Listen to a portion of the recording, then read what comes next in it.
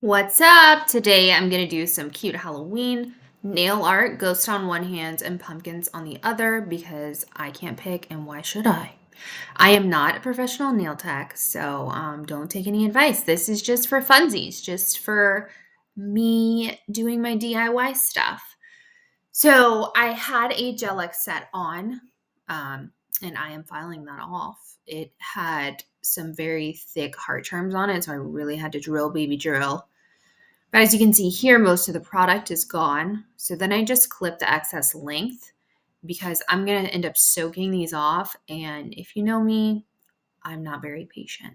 And it kind of speeds things up if you clip off the excess length. So that's what I'm doing here. And then I'm going to soak these in acetone.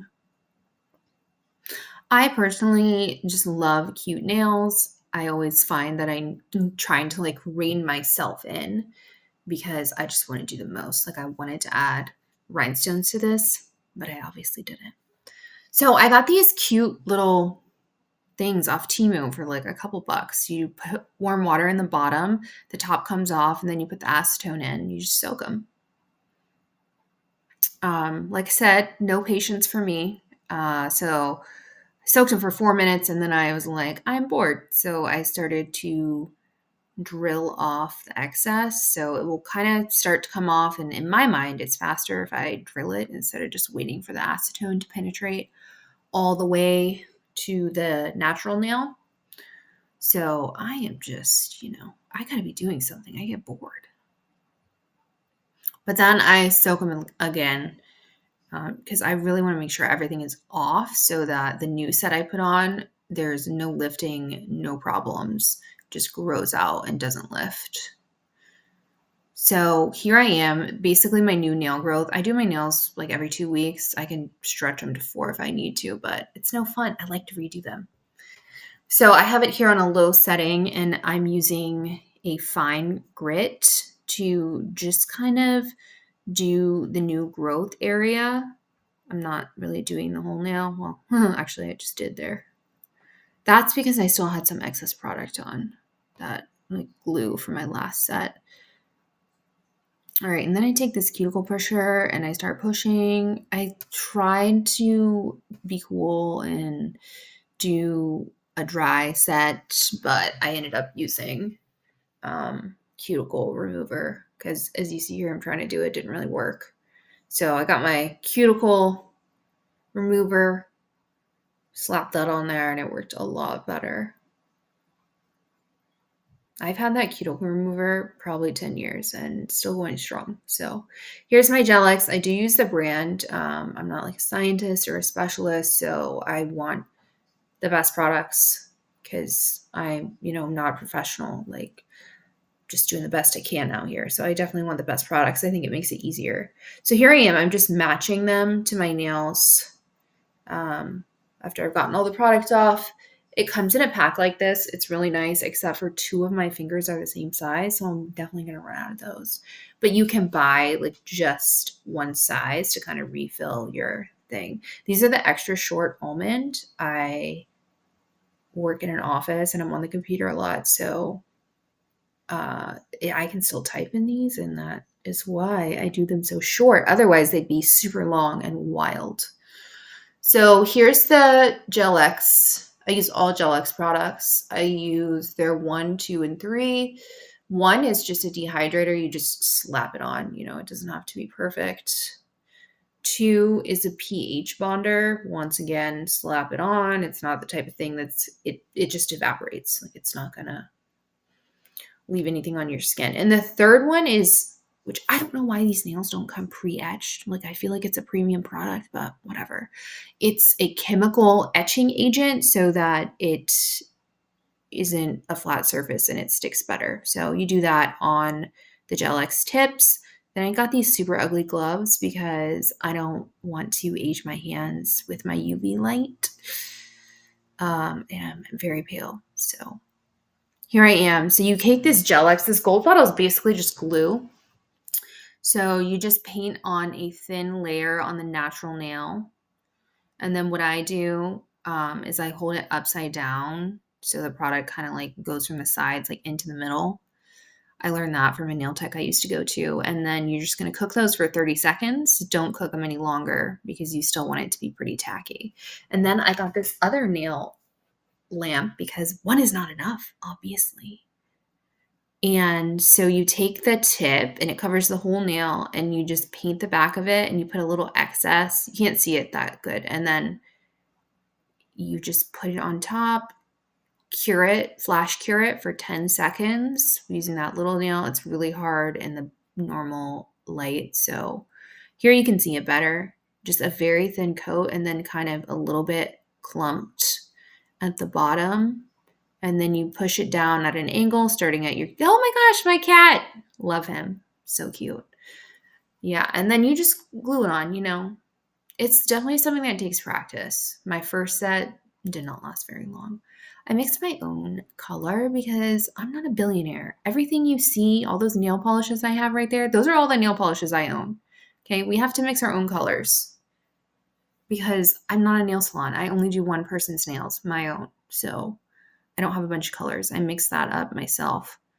Definitely need some more practice with that, but I was okay with that color and I was sick of mixing. So, and I use just a nail art brush to paint it on there. And then I got those little sticks from Temu, basically to just make sure I don't flood the cuticle because I live to flood a cuticle. And then what happens? It lifts and we hate it.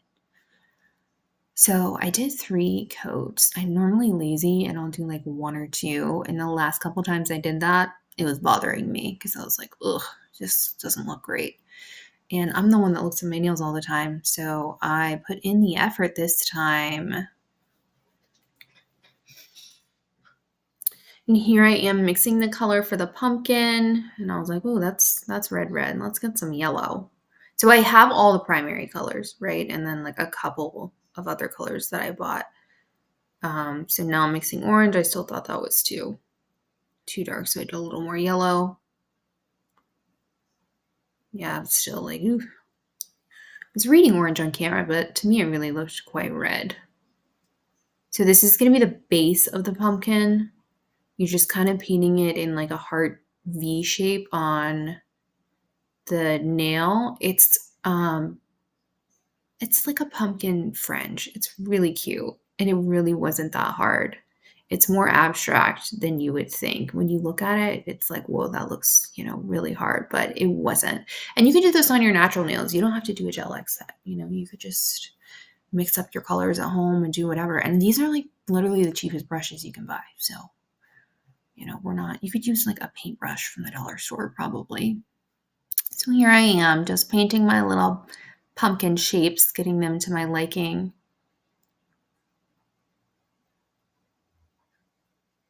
For some reason, flipping my thumb like that just makes me feel like I have more control over my life, so I continue to do it on a regular basis. Cat hair. The cat hairs are in the air here, man. And then I'm just trying to thicken it up because I'm like, man, I really don't want to do a second coat. Simply would love to not do that. Cute. So then I cooked those for 30 seconds. Probably should have done 60, but like I said, no patience. So here I am doing like the darker orange outline to kind of give the pumpkin like the sections. It was, yeah. And then my husband came to talk to me about a business idea he had. And just, this video was perfect until that happened, but I digress. We still love him. We're going to keep him around. So I'm painting the lines in a darker shade of orange. And it is abstract. I did the pumpkins on my left hand, so I could use my dominant hand to paint because I thought they were going to be more complicated than the ghost, but they were actually, so easy. And then I am cooking it. All right, now it's time for green. They look so cute. That looks so legit, and that was really easy.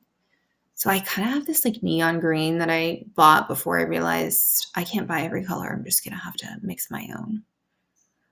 And then I got that blue as a primary color so I could make my own. Here I am trying to make green. I could definitely learn more about color theory, but I think, that third color looks pretty good. I was pretty happy with that for the stem of the pumpkin. And I'm using a picture from Pinterest. I kind of look at it. I have ideas in my head, but I feel like my ideas are so maximalist that if I do them, it's just going to be too much. Like, I don't know when to stop. I don't have that gift. I just want to do the most. And it's like, oh my gosh, they're so cute. Those are like legit. Oh my gosh. Adorable. Those look so good. And then I'm just doing a non-wipe top coat. Anyways, what I was saying is I don't have the self-control because I'm at home. Like, it doesn't cost extra to do a design, chrome, rhinestones, all of the things. So there's nothing to stop me. So this time I decided to be reasonable and go off of something I saw on Pinterest. So I knew I already liked it. I use a non-wipe type coat. Non-wipe works really good. You don't have to wipe it off. It's not sticky. Oh, I am dying. They're adorable. All right, so now I am using my left hand to paint my right hand. This is more simple, just white and black for the ghosts. I thought I could be lazy and just do it with the brush that the nail polish comes with. Didn't like it, wiped it off. Put it on my little palette, which I also got from Temu for like 99 cents, literally, maybe 97 cents. And this nail brush was actually too big, but by the time I get to nail art on my last hand, I've kind of had enough. So I was like, I refuse to clean this other smaller brush. So I'm just painting abstract shapes. I was looking at a picture on Pinterest on my phone because I just thought it was so cute. It's like a French, but it's spooky and Halloweeny, and it's just so stinking cute. And these are really just white blobs. You could totally do this. Here I am showing off my blobs. It's just like an abstract French at this point. And then I used a dotting tool, which you could probably use a toothpick. Actually, you know what works? Like the end of a bobby pin works really well. And I'm just doing 2 dots. I decided not to do the mouth because I wanted to keep it simple. I didn't want to go overboard like I normally do. It's just 2 dots. It's so easy. Black dots. And that's it.